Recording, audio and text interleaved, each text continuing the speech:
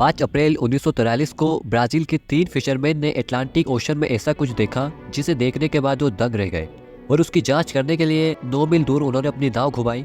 जब वो वहां पहुंचे तो उन्होंने एक जर्जर लकड़ी के राफ्ट में एक चीनी आदमी को देखा जिसके सर पर शर्ट बंधी हुई थी और वो मदद के लिए चिल्ला रहा था। उन्होंने उसे अपने साथ लिया और कुछ दिन बाद ट्रांसलेटर का यूज करके उन्हें पता चला कि उसका नाम पुन लीव है और वो 133 दिनों से समुद्र में खोया हुआ है।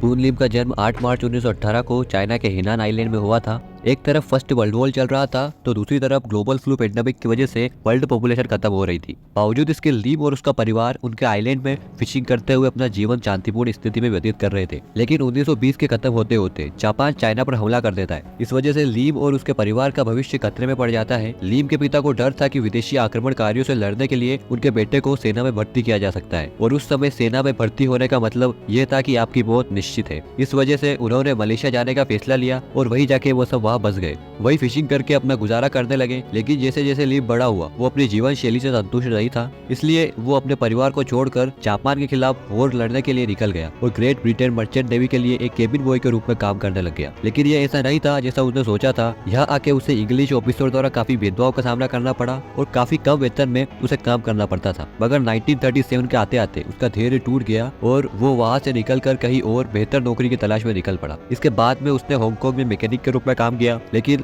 1941 में एक बार फिर से जापान द्वारा हमला होने की वजह से उसे बचने के लिए फिर से समुद्र की तरफ जाना पड़ा। उसकी अच्छी किस्मत के कारण वो काफी हमलों से बच भी गया। लेकिन 1942 की शुरुआत में वो बेनलोमेन के रूप में जाने जाने वाला 420 फीट लंबा और 5400 टन वजन वाले जहाज में स्टुअर्ट के रूप में काम करने लगा। यह जहाज एक ट्रांसपोर्ट शिप था जो दूसरे वर्ल्ड वॉर के दौरान एलाइड फोर्सेस को सप्लाई पहुंचाता था। 23 नवंबर 1942 को जहाज अपने 2 हफ्ते के सफर को पूरा करने वाला था जो केपटाउन दक्षिण अफ्रीका से सूरीनाम तक था। इसके बाद वह न्यूयॉर्क जो कि वहां से 1500 मील दूर था वह जाने वाला था। जहाज में हथियार होने के बावजूद उसकी रक्षा केवल छोटे हथियारों से ही की जाती थी क्योंकि जहाज में सभी लोग ये जानते थे कि जिस रास्ते में वो सब जा रहे थे वह कोई भी दुश्मन जहाज या सबमरीन से सीधे सामने की ज्यादा संभावना नहीं थी। बेनलोमेन जहाज की रफ्तार काफी कम थी क्योंकि उस दिन जहाज के अंदर टैंक में हजारों गैलन समुद्री पानी भर दिया गया था ताकि समुद्र में उसका संतुलन सही रहे। लेकिन वह जहाज जहाँ से जा रहा था वहाँ पर जर्मन जहाज या पनडुब्बियां अक्सर पेट्रोलिंग करती रहती थी। उस दिन ठीक 2 बजे एक 250 फुट जर्मन सबमरीन जो वहीं से गुजर रही थी उसने बेनलोमेन जहाज को देख लिया। जर्मन सबमरीन के कप्तान ने तुरंत ही बेनलोमेन जहाज पर हमला करने का आदेश दिया।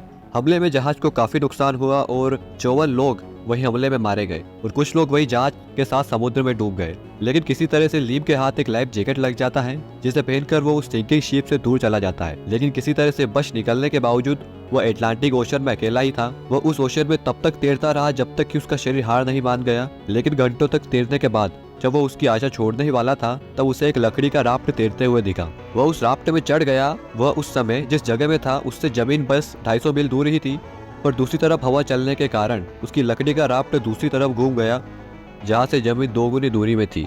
जहाज के डूबने के कई दिनों बाद तक लीव लकड़ी के राफ्ट में बैठा रहा और समुद्र को देखता रहा। वह समझ गया था कि अगर उसे यहाँ से बचकर निकलना है तो उसे खुद को हिम्मत और उसके पास जो संसाधन है उनका इस्तेमाल करके बचना पड़ेगा। किस्मत से राफ्ट में एक छोटा सर्वाइवल किट था जिसमें एक flare gun, 2 electric cooking pot, एक टूटी हुई फ्लैश लाइट, कुछ चॉकलेट बार, एक बैग चीनी क्यूब और 11 गैलन का जग जिसमें ताजा पानी भरा हुआ था। ये सब उसके पास थे। शुरू में लीव ने अनुमान लगाया कि जल्द ही व्यापारी नौसेना को बेनलोमेन जहाज के डूबने के बारे में पता चल जाएगा और जल्द ही बचाव अभियान शुरू कर दिया जाएगा। उसे पता था कि उसके पास संसाधन की काफी कमी थी, इसलिए वो इनका इस्तेमाल बहुत ही सावधानी से करता था। जब भी बारिश होती तो वो अपने जग में पानी भरना शुरू कर देता। उसके लिए अच्छी बात ये थी कि उसका पूरा बचपन मछुआरों के साथ ही बीता था, इसलिए उसे पता था कि समुद्र उसकी सारी खाने की आवश्यकता को पूरी कर सकता है। उसके राफ्ट में मछली पकड़ने के लिए उपयुक्त सामान थे। उनकी मदद से वह जल्द ही मछली पकड़ने में कामयाब हो जाता है और उसे जल्द ही खा लेता है और वही रेस्क्यू का इंतजार करने लगता है। इंतजार करते करते दिन और फिर हफ्ते गुजरते गए और इनमें उसे कई तूफानों का भी सामना करना पड़ा।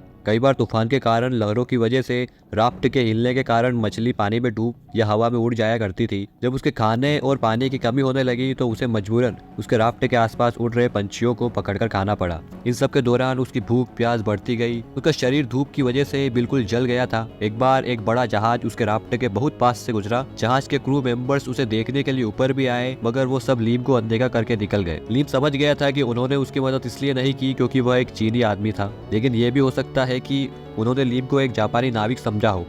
इस घटना के कुछ दिन बीतने के बाद उन 3 ब्राजीलियन मछुआरों ने लीम को 16 किलोमीटर दूर से देखा और उन्होंने उसे बचाया। इसके बाद उसे ब्राजील के हॉस्पिटल में भर्ती किया गया। 133 दिन अटलांटिक ओशन में बिताने से उसका वजन 13 किलो कम हो गया था, लेकिन फिर भी उसकी हालत अच्छी थी। हॉस्पिटल में उसे 42 दिनों के बाद फ्री कर दिया गया। जब किसी ने लीम से कहा कि आज तक किसी ने समुद्र में इतने दिन नहीं बिताए, तो इस पर लीम ने कहा कि मैं आशा करता हूँ कि किसी को भी समुद्र में इतने दिन बिताने की नौबत ना पड़े। अगर वीडियो आपको पसंद आया हो दोस्तों, तो चैनल को सब्सक्राइब करना ना भूलें, ताकि और ऐसी इंटरेस्टिंग वीडियो हम आपके लिए लाते रहें।